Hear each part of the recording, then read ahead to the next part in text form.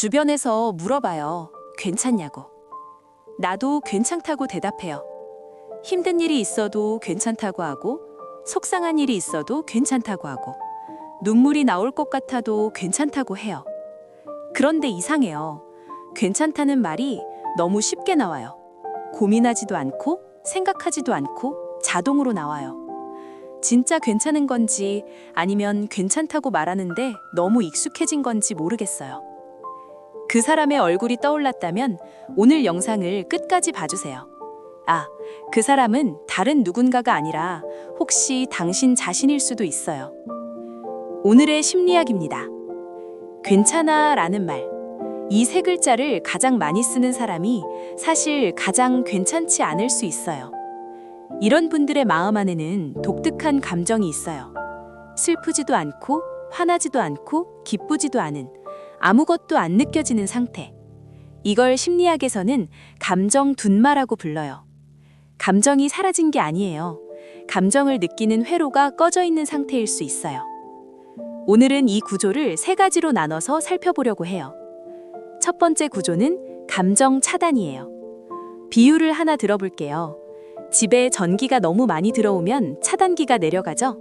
한꺼번에 감당이 안 되니까 전체를 꺼버리는 거예요. 우리 마음도 비슷해요. 너무 큰 슬픔, 너무 큰 분노, 너무 큰 두려움이 한꺼번에 오면 뇌가 판단해요. 이걸 다 느끼면 위험하다. 그래서 감정 전체를 꺼버려요. 이건 고장이 아니에요. 뇌가 나를 지키려고 작동시킨 보호장치예요. 문제는 이 차단기가 한 번 내려가면 좋은 감정도 함께 꺼진다는 거예요. 기쁨도, 설렘도, 사랑도 함께 느껴지지 않게 돼요. 그래서 괜찮다고 말하는 사람 중에 요즘 아무것도 안 느껴져요 라고 말하는 분이 계세요. 그건 감정이 없는 게 아니라 차단기가 내려가 있는 거예요. 두 번째 구조는 감정 억압이에요. 이건 어릴 때 만들어지는 경우가 많아요. 어릴 때 울었더니 혼났던 경험, 화를 냈더니 무시당했던 경험, 슬프다고 했더니 그런 것 가지고 왜 그래? 라고 들었던 경험. 이런 경험이 반복되면 아이는 배워요. 감정을 보이면 안 되는구나. 울면 약한 사람이 되는구나. 괜찮다고 해야 사랑받는구나. 이건 아이가 스스로 선택한 게 아니에요. 살아남기 위해 배운 거예요. 심리학에서는 이걸 학습된 감정 억압이라고 해요. 그리고 이 패턴은 어른이 되어서도 계속돼요. 직장에서 억울한 일이 있어도 괜찮아요 하고, 연인에게 상처를 받아도 괜찮아 하고, 가족에게 서운해도 괜찮아 해요. 이건 강한 게 아닐 수 있어요. 어릴 때 배운 생존법이 지금도 자동으로 작동하고 있는 것일 수 있어요. 세 번째 구조는 해리라는 현상이에요. 해리는 조금 낯선 단어일 수 있어요. 간단하게 설명해 볼게요. 해리란 나와 내 감정이 분리되는 거예요. 마치 내가 내 인생을 살고 있는데 영화를 보듯이 바깥에서 지켜보는 느낌. 이건 내 일인데 왜 남의 일 같지? 이런 느낌을 받은 적 있다면 그것이 해리일 수 있어요. 해리는 뇌가 감정을 감당할 수 없을 때 느끼는 나와 겪는 나를 분리시켜버리는 거예요. 그래서 분명 힘든 일을 겪었는데 눈물이 안 나고, 분명 상처를 받았는데 아무렇지도 않은 거예요. 주변에서는 이렇게 말해요. 너 참 강하다. 너는 멘탈이 좋구나. 그런데 그건 강한 게 아닐 수 있어요. 느끼는 회로가 분리되어 있어서 감정이 도착하지 않는 것일 수 있어요. 수진이의 이야기를 들어볼게요. 수진이는 주변에서 참 강하다는 말을 많이 들어요. 회사에서 억울한 일이 있어도 웃으면서 넘기고, 친구가 약속을 어겨도 괜찮아, 바빴겠지 하고, 연인에게 상처받는 말을 들어도 그럴 수도 있지 해요. 주변 사람들은 수진이를 보며 넌 정말 대단하다 말해요. 그런데 수진이는 혼자 있으면 이상한 느낌이 들어요. 슬퍼야 할 상황에서 아무것도 안 느껴지고, 기뻐야 할 순간에도 그냥 멍하고, 가끔은 거울을 보면서 저 사람이 나 맞나 싶을 때도 있어요. 수진이는 어릴 때 아버지가 엄격했어요. 울면 약해 왜 그래 들었고, 화를 내면 더 크게 혼났어요. 수진이는 배웠어요.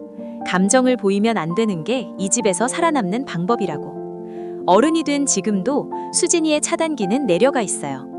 수진이가 약해서가 아니에요. 너무 오래, 너무 어릴 때부터 감정을 꺼야 했기 때문이에요. 여기서 헷갈리는 게 있어요. 감정을 안 느끼는 게 정말 문제인가요? 오히려 편한데요? 안 느끼니까 안 힘들잖아요. 그렇게 느끼실 수 있어요. 그런데 감정 차단이 오래되면 이런 일이 생길 수 있어요. 좋은 감정도 함께 사라져요. 사랑하는 사람 앞에서도 아무것도 못 느끼고 기쁜 일이 생겨도 그래서 하고 넘기게 돼요. 그리고 어느 날 이유 없이 눈물이 나거나 갑자기 분노가 터지거나 몸이 아파오기 시작할 수 있어요. 감정은 꺼진 게 아니라 쌓이고 있는 거예요. 차단기가 감당할 수 있는 양에는 한계가 있거든요. 지금 혹시 떠오르는 장면이 있으신가요?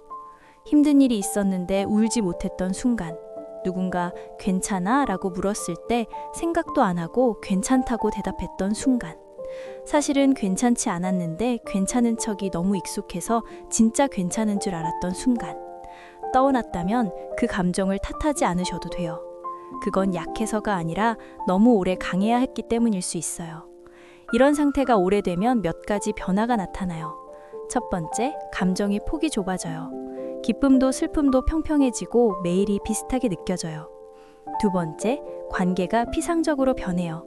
사람들과 함께 있어도 진짜 연결된 느낌이 안 들어요. 세 번째, 몸이 대신 신호를 보내요. 두통, 불면, 소화불량, 이유 모를 피로. 감정이 말로 나오지 못하면 몸으로 나오는 경우가 많아요. 이 세 가지가 함께 나타난다면 감정 차단이 오래되었을 가능성이 있어요. 5가지 질문을 드려볼게요.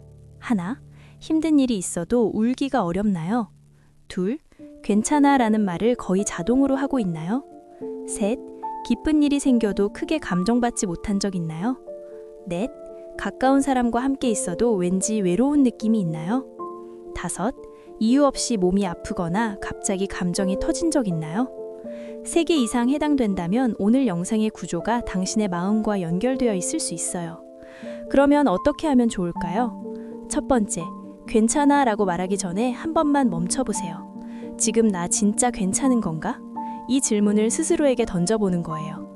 대답이 바로 안 나와도 괜찮아요. 멈추는 것 자체가 시작이에요. 두 번째, 작은 감정부터 알아채는 연습이에요. 오늘 뭐가 좋았는지, 뭐가 불편했는지 아주 작은 것부터 느껴보는 거예요. 점심이 맛있었다. 그 말이 좀 서운했다. 이렇게 작은 것부터 감정에 이름을 붙여주는 거예요. 세 번째, 안 괜찮아 라고 말해보는 거예요. 처음에는 어색할 수 있어요. 어릴 때부터 괜찮다고만 했으니까요. 그런데 안 괜찮아 라고 말하는 순간 차단기가 조금씩 올라갈 수 있어요. 네 번째, 혼자 감당이 어렵다면 전문 상담을 받아보는 것도 좋은 방법이에요. 감정 차단은 오랜 시간에 걸쳐 만들어진 구조이기 때문에 전문가와 함께 천천히 풀어가는 게 안전할 수 있어요. 오늘 이야기를 정리해 볼게요. 괜찮다를 너무 쉽게 말하는 사람은 정말 괜찮은 게 아닐 수 있어요. 뇌가 감정을 감당할 수 없을 때 차단기가 내려가고 어릴 때 감정을 보이면 안 된다고 배우면 그 억압이 어른이 되어서도 계속되고 감정이 너무 클 때 나와 감정이 분리되는 해리가 일어나요. 이 세 가지가 합쳐지면 괜찮다라는 말이 자동으로 나오는 구조가 만들어져요. 그건 강한 게 아니라 오래전에 만들어진 보호장치가 지금도 작동하고 있는 거예요. 중요한 건 괜찮지 않아도 괜찮다는 걸 아는 거예요. 오늘 영상을 보시면서 한 가지만 생각해 보셨으면 해요. 마지막으로 진짜 내 감정을 느낀 게 언제였을까? 정답은 없어요. 다만 이 질문이 꺼져 있던 차단기를 올리는 작은 시작이 될 수 있어요. 오늘도 끝까지 들어주셔서 감사합니다. 여러분의 마음이 조금이라도 편안해졌으면 좋겠어요. 오늘의 심리학이 여러분의 마음을 들여다보는 작은 창이 되었으면 합니다. 공감이 되셨다면 좋아요와 구독 부탁드려요. 더 많은 분께 이 이야기가 전해져요. 다음 영상에서도 마음을 들여다보는 이야기로 찾아올게요. 오늘의 심리학이었습니다. 감사합니다.